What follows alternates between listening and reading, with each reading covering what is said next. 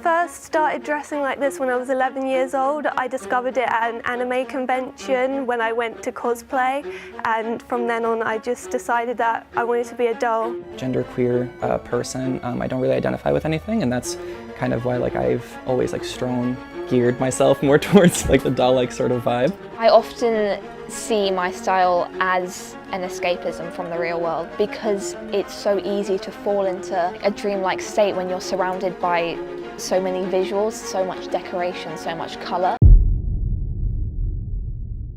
In a world where identity is fluid, fantasies are real, the line between human and object starts to blur. For some it's about escapism, for others it's a need to find perfection, and for other people it's complete surrender. This is Dollification, a complex world where people transform themselves into living dolls. But is it about power, pleasure, or escape of their reality?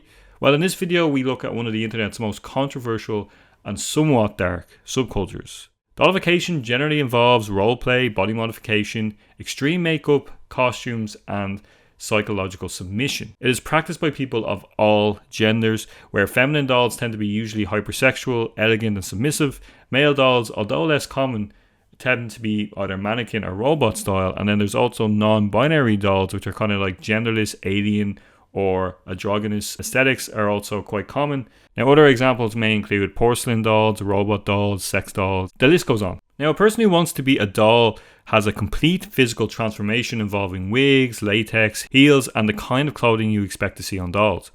But some also take it a step further with cosmetic surgery, getting breast implants, facial fillers and waist training in an attempt to look as much like a doll as possible. There are many other types of dolls to choose from, such as fashion dolls, anime, or even those creepy Victorian dolls that can haunt you in your dreams. They tend to have exaggerated eyelashes, porcelain skin, and empty expressions that can be inspired by China dolls also. The physical transformation can be quite stark to say the least, but it does beg the question, why do this? Now it would be easy from the outside looking in to criticise or even mock these people, but there's also so much more to the story that needs to be looked at. Now as much as it is physical, for some it's also psychological and sexual in nature. For some who partake, it's all about sexual fantasies.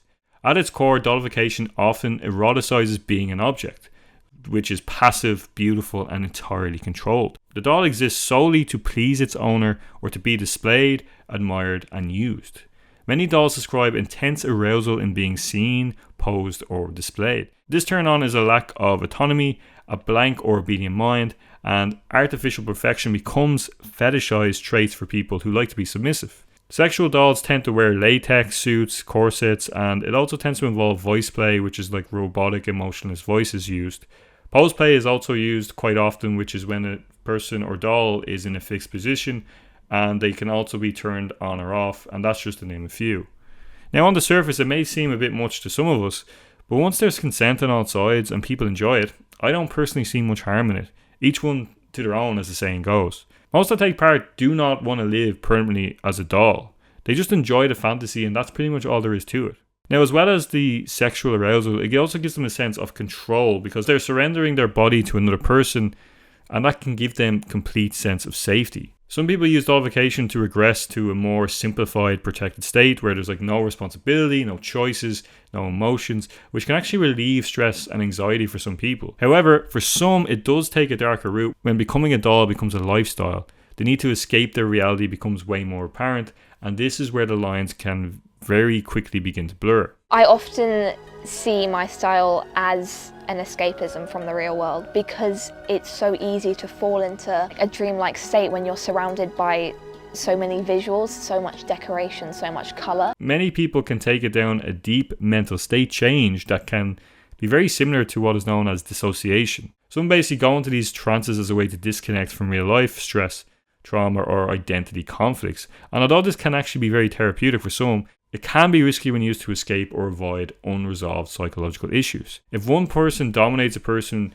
who's using dollification to escape trauma, it can actually lead to a very unhealthy codependency. Now, some use the doll as a way to express an idolized version of gender which may not feel accessible in their own life. Some find freedom in gender fluidity, where they can identify as a robot, which removes gender altogether. Changing your identity can also free people from trauma and shame, and this of course can be healthy if it's a conscious choice, but if it's coming from a place of shame or guilt, it usually indicates some deeper issues. Dollification can often be tied to someone trying to become perfect, which is also a clear sign of body dysmorphia, leading to potential self-esteem or mental health issues if not consciously managed. For others, it may be a response to trauma, especially neglect, which actually may eroticize their powerlessness as a coping mechanism.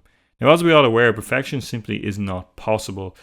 Life is not perfect in any aspect, so it's a losing battle if that's the goal. Now, of course, there are extreme examples of this subculture. One worth noting is a girl by the name of Pixie Foxx. Her popularity rose in 2016 when she had extreme body modifying surgeries, becoming the first woman in the world to remove 6 ribs. She's undergone many so-called body modifications over the years. She's had multiple breast augmentations, nose jobs, eyelash translates, ear modifications, to name a few, and she's become a living embodiment of Dollification's aesthetic and identity, not just in looks but in lifestyle. She's not dressing up as a doll, she's literally becoming a doll.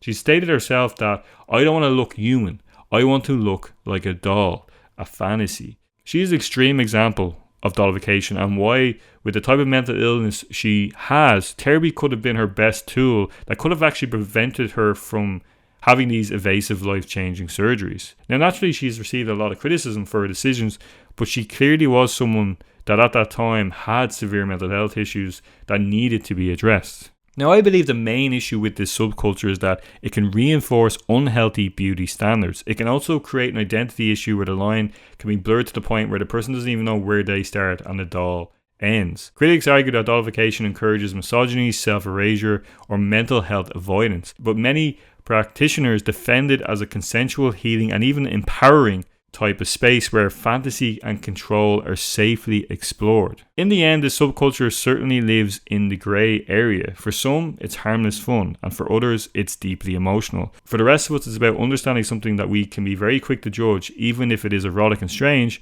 ways in which people use to cope with identity, pleasure, and control. But life is short, so I say let people live as long as they don't hurt anyone or themselves. It's always easy to ridicule things that we do not understand. It's part art, part kink, part existential philosophy, and for many it's a profound way to take back control through surrender. I think once people are aware of the differences between safety and fantasy, who are we to judge? And like many of the subcultures that I've covered on this channel, initially you kind of have this biased kind of negative opinion of it because you don't understand it, and then when you kind of dive into the actual culture of it and why people partake in it, it always seems to remove that judgment that I have towards it, where I'm like, what the hell is this kind of thing? And I think you'll find that that's quite common across a lot of subcultures. Like, a lot of judgment comes from misunderstanding, and a lot of the time you'll find that these kind of strange and different subcultures are always tied into like potentially poor mental health in the extremes. But that's it, guys. Thanks so much for watching. Please like, share, and subscribe as always if you enjoyed the video. Nice and short one this week. Let me know what you guys think in the comments down below. Have you ever heard of Dollification? I've never heard of it before. I was quite shocked when I actually did the research on it. It's both fascinating and interesting, but also quite confusing. But that's it, guys. Thanks so much for watching. I will see you in the next video. Peace out.